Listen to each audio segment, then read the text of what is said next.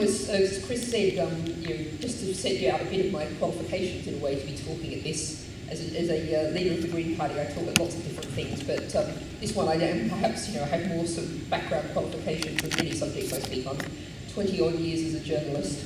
I started on the Eastern Riverina Observer, based in a town called Antony, population 1,000. I did the Brownies making their promise. I did the agricultural show, and Mrs. Brown's won the cake baking contest again. And in a way, that's one of the things that really slants my view of journalism, and something you'll see today is that, a bit like politics really, journalism should start with the local, be grounded in a place. And I really commend the Norwich Radical for being somewhere that's grounded in a place but covering national issues. And that really local coverage is tremendously important in terms of the people knowing what's going on in their local community. So, Chris has already outlined some of the ways in which the national media, Rupert Murdoch and his ilk, do such damage to our body politic. But one of the things that's done massive damage is the closure and the near destruction of local newspapers that report on people's local communities. If I go back to my first paper, the Eastern Riverina Observer, I started as a keen young, straight out of university graduate, writing 24 pages of newsprint a week, throwing my heart and soul into it. That newspaper is now written by the advertising rep. And, I can imagine what it's like. And, but it is worth focusing a second on what the Rupert Murdochs and his ilk do. And I have a favourite example of this, which is you may have heard of wind turbine disease. It's a mysterious, uncertain disease that's caused maybe by the noise of wind turbines or something. And someone wrote a paper in an academic journal, and wind turbine disease only exists in English-speaking countries. There are no reports of it anywhere outside the English-speaking world, which is, of course, the world in which we have a handful of right-wing media tycoons, very often the same right-wing media tycoons, who really don't like renewable energy and particularly really don't like wind turbines. So, as an illustration of the kind of impact that our right-wing media has, I think it's a really good example of the kind of damage that's being done. Now, if you look back over my career, and I started out in Australian country papers. I then spent a couple of years on the Bangkok Post, then worked for 3 of the British Nationals.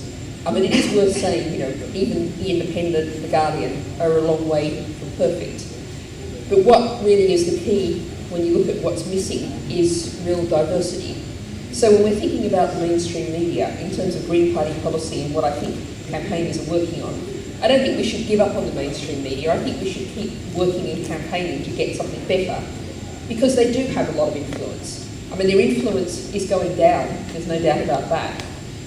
Fascinating figure from the 2010 general election, there were 15 million newspapers being sold a week. By 2015, it was 10 million.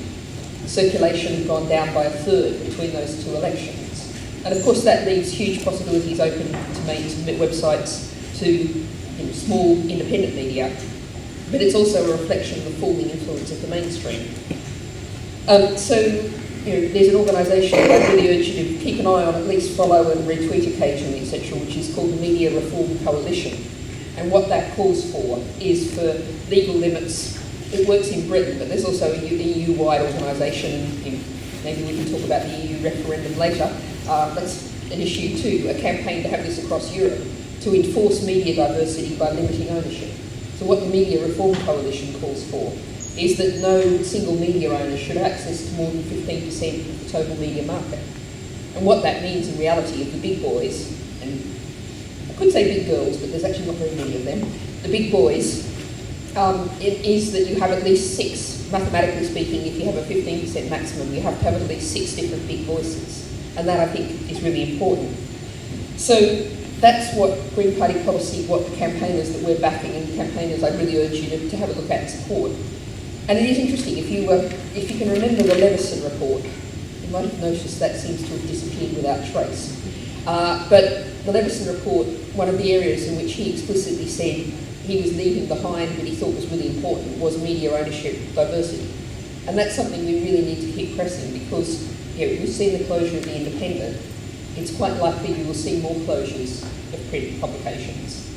If it gets smaller and smaller, the ones that are left are going to have even more of a dominant voice. And we can challenge that in all sorts of ways, and I'll get onto other ways of challenging that. But we really need to challenge that dominance, that dominance should not be allowed. We should fight it.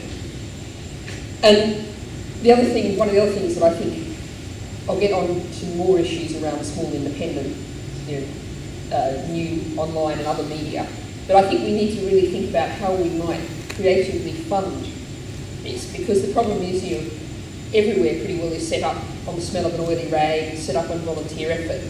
But if you imagine what might be possible if you actually set up a funding mechanism a bit like the funding for the BBC, and the obvious way to do this would be put a tax on Google adverts, and they're like, put a little tax on online adverts. Tax Google, I know that's a radical idea, and Google will undoubtedly resist it, but nonetheless, let's put some sort of really small tax on online advertising and use that to fund small, diverse, independent media around the country. And think about what we could do with even lots of the independents, different voices being set up. If you could pay a half-time coordinator even, rather than rely entirely on voluntary effort, have someone who can pull everything together. Think about funding that, and think about particularly a couple of examples I often give are two really good sites. The Dorset Eye and the Hackney Citizen. Now, the Dorset Eye operates in what's a very right-wing dominated part of the country. They don't have anything like decent local newspapers. And it's a really, really good website, and they do really great local journalism. It's actually not just Dorset. It's divided into about 6 different areas, and each one of those areas has its own sub-bit of the site. And they do really, really good local journalism. But just imagine what they could do with a little bit of money, resources, going into it. The Hackney Citizen is another example. The local paper in Hackney, this incredibly vibrant bit of East London, has a really bog standard, yes, it'll run your press release occasionally. There's probably one journalist doing 1 day a week to write the newspaper. Just want to mention what it would be like if you put a bit of money into the Hackney Citizen, a local. It actually started as a website, but it also actually does have a print, I think it's quarterly, last I saw, have a print publication spinning out of the website. But think about the possibilities for that for places like Dorset. So I think when we're thinking about policy, there's two big areas there.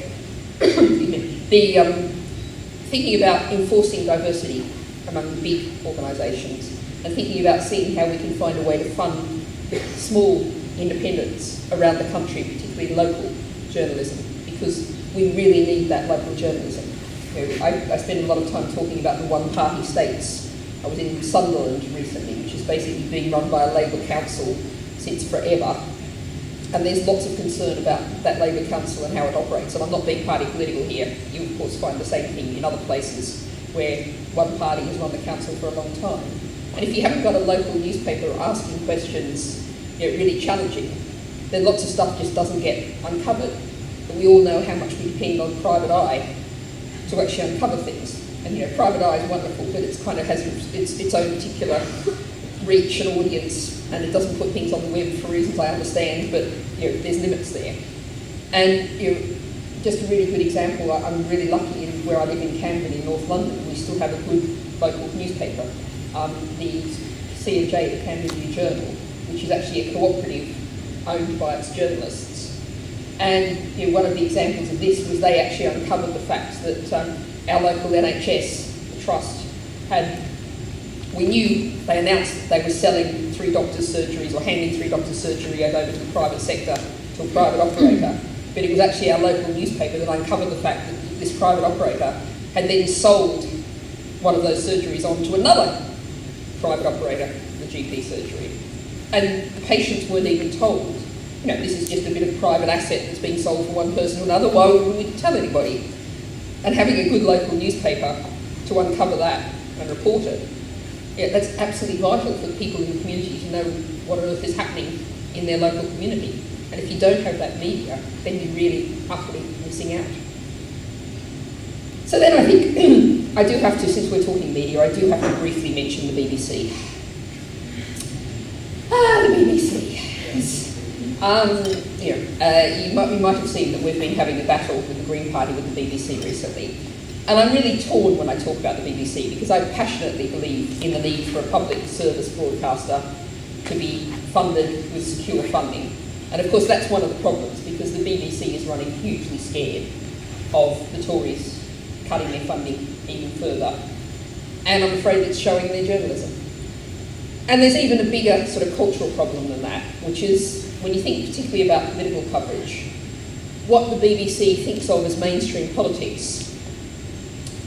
You know, it's pretty obvious the BBC does not think Jeremy Corbyn is mainstream politics. He is the leader of the opposition. By definition, that makes it mainstream politics. You know, during the election, during the general election campaign, it was BBC journalists that I was saying to, we want to renationalise the railways. And they go, ooh, that's a bit radical. And I would point out that a majority of Tory voters believe in renationalising the railways, which means by definition this is not a radical policy if it's backed by a majority of Tories. So the BBC has a real perspective problem, and it also has a problem of how it regards politics, because far too much of the BBC coverage treats politics like a football game. The really important thing is, who scored a point in PMQs with the better pre-rehearsed joke. That isn't politics, or it shouldn't be what politics is about, yet far too much of the BBC is focused that way. So I think in many ways all of us have a really difficult line to tread, because I want to criticise the BBC, I'm going to stand up to the BBC. I'm finding it a real problem. We're finding in the Green Party really difficult to get BBC coverage. Yesterday, here in Norwich, I was here talking about buses, air pollution. ITV was here. BBC television didn't cover it, didn't get on the radio, but not television. And it's something I'm finding around the country is the alternative private broadcaster is often turning up to Green Party things, and the BBC isn't. They really are running scared. But there is one thing I think that we really need to address in terms of the BBC, which is the issue of the licence fee and the fact that it is actually a poll tax. You pay the same licence fee whether you're a poor single mum struggling to get by and relying on the food bank, or a squillionaire in London. And so what the Green Party would like to see is to stop at that deeply unprogressive poll tax and have a little hypothecated bit of income tax standardly paid to the BBC, and take away that poll tax of the licence fee that, we still see people getting locked up for not paying the licence fee. And that is just utterly unacceptable. Okay, so I've now done all the depressing stuff. I'm now going to do the cheerful stuff, which is all the exciting things that are happening in new media and the kind of thing that you're here to talk about today. Because one of the things that I think is really exciting and is really developing is we're seeing all kinds of different models, different ideas. I mean, there's a traditional way of a new independent website set up, and the Norwich Radical is a good example of that. A group of people, a group of journalists and communicators get together and say, we're going to run a website. And that's great. But we're also seeing different models, and one that I'm often citing is a really good example is The Conversation, which is actually started by a former Guardian journalist. Declaration, I do know him a little bit. And what he's done is he's getting the funding from universities. So what the articles are is they're actually written by academics, and then the sub-editors get to them. As an old sub-editor, I can really enjoy this one. The sub-editors get to them and turn them into something that's really going to appeal, have a headline and really appeal to a broader readership than an academic readership. But then finally and importantly, the journalists, the academics have the final say to be able to say, no, you've twisted my research, this isn't accurate. So they don't do, unlike the mainstream media, they don't do, we've cured cancer, which the mainstream media does about 6 times a week on average. It's a really sensible, serious site, but written in a way that makes it really accessible. And I really urge you to keep an eye on it, because there's lots of exciting stuff that's reported in it. What I've been citing everywhere was some University of Birmingham research that looked at how much protests and political activities like protests are being reported in the media from 2010 to 2015. And it was a really, really steep upward graph like that. From 2010 to 2015, people are getting out on the streets and getting more active. But of course, as most people in this room, I'd imagine, know, you can organise a really great protest, you can organise a really great stunt, but it's pretty tough to get the BBC to turn up. So one of the things we really desperately need is make sure there's independent media around to report those activities. That's a really key thing. So, I know there's someone here today from the Canary, which is a really new website that's getting lots of attention. There's Open Democracy, which really is these days a veteran in the scale of these things. There's even, and I hesitate to mention it, but there is even the Huffington Post. Yes, we all know that they don't believe that journalists should be paid, and that is a huge issue, but nonetheless it is an organ that's available to you that does have a very large amount of reach. And in fact I saw some figures recently that said it's now the third largest by hits news website in Britain. So it's, even if they won't pay you, sometimes it might be worthwhile, useful using them, and then just put lots of links back to your proper site in there and use them to drive your traffic. So they can be used for these things. And I think one of the things is, it's worth thinking about the whole line between what's media and what's campaigning. Oh, okay, I've just noticed that over there we of course have another very famous media identity. This is Puffles the Dragon, sitting over there behind the camera for anyone who doesn't know. Comes from Cambridge, another independent site. And again, I was talking before about local journalism. Sorry, I haven't seen you before. In Cambridge, huge numbers of things get covered because one person comes along with a camera and reports what's happening. And that really demonstrates what's possible and what's essential. And, local government isn't always the sexiest thing going, but it's really important to actually, that's where decisions are made affecting people's lives. And we need to cover those decisions and get them recorded. And, there's probably a little lesson there for anyone thinking of setting up a website and doing some stuff. Having a cute stuffed animal as mascots, a really good idea. Everyone recognises Puffles. Sorry if I'm giving away your secret to the there. Don't worry. I was talking about how the thing is also the line between campaigning and journalism has very much become much more blurred. And you think about what the impact that campaigning's had. I was just sitting here this morning thinking about some of the recent campaigns I've seen where individuals haven't even really done journalism. They've just gone online and said something they feel really strongly about. And in fact, there was one overnight. Some of you might have seen the case of the 92-year-old woman from South Africa, threatened with deportation, suffering from dementia, suffering from a whole range of health conditions, has no relatives in South Africa, and was being threatened with deportation. Well, they've said they've postponed it overnight. They have actually postponed it overnight. This is a really good example of how just lots of people getting online and going, what the hell, can make a real impact on the government. And of course, media outlets can magnify that, amplify that. But it's people getting online and just saying their stuff.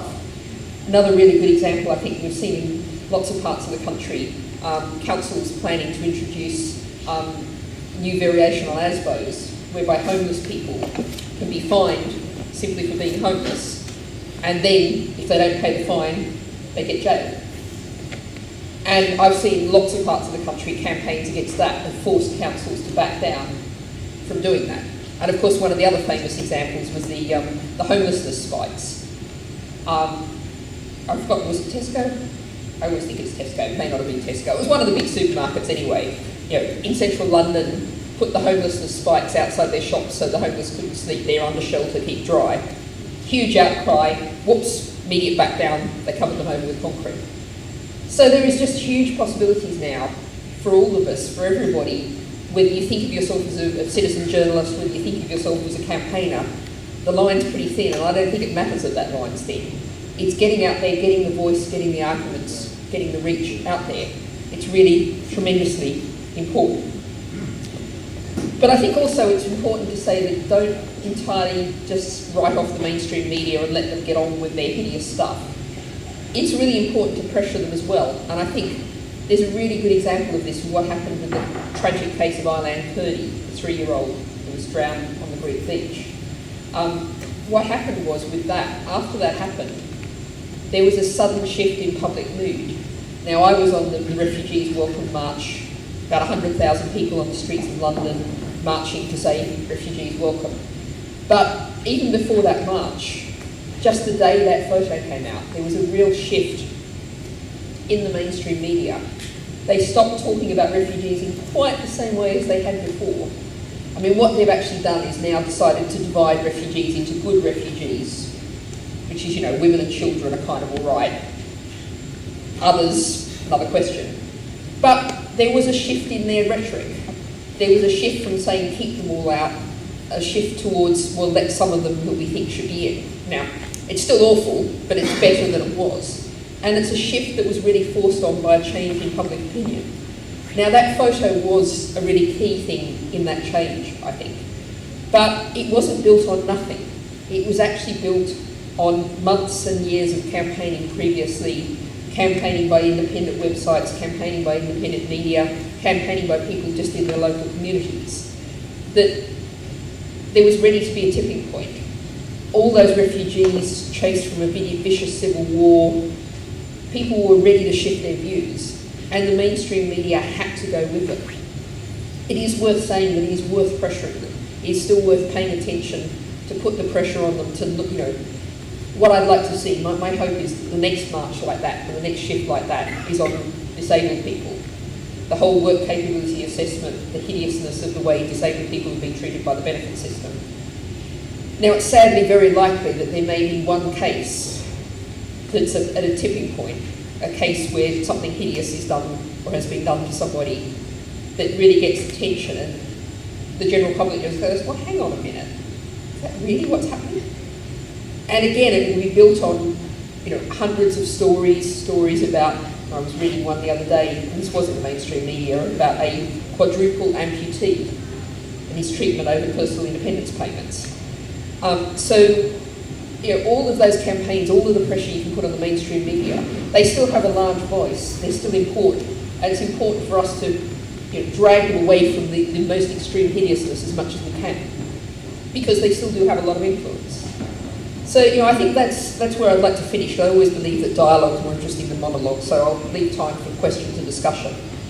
But I think what we need really, the reason why I'm here, I suspect the reason why most people in this room are here is ultimately and underlyingly political. We want to change our politics.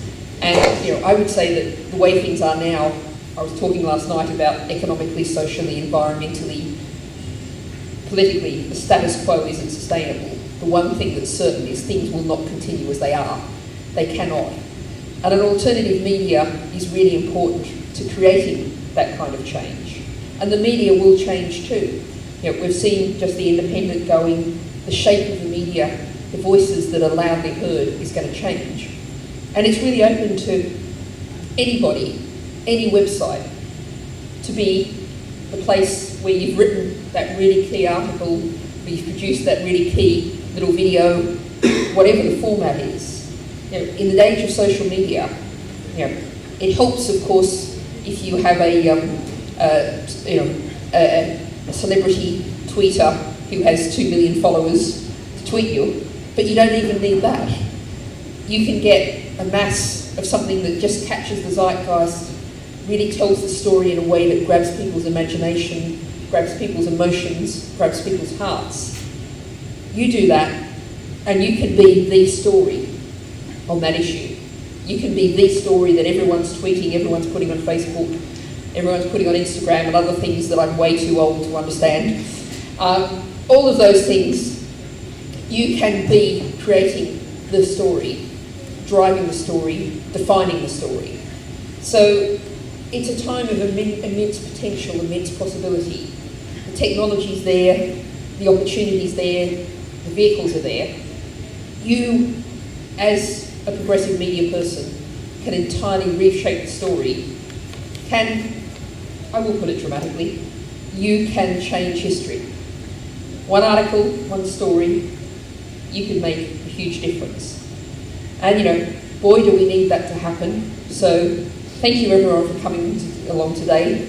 Good luck with everything you're doing, and remember, the next story might be the one that changes history. Thank you.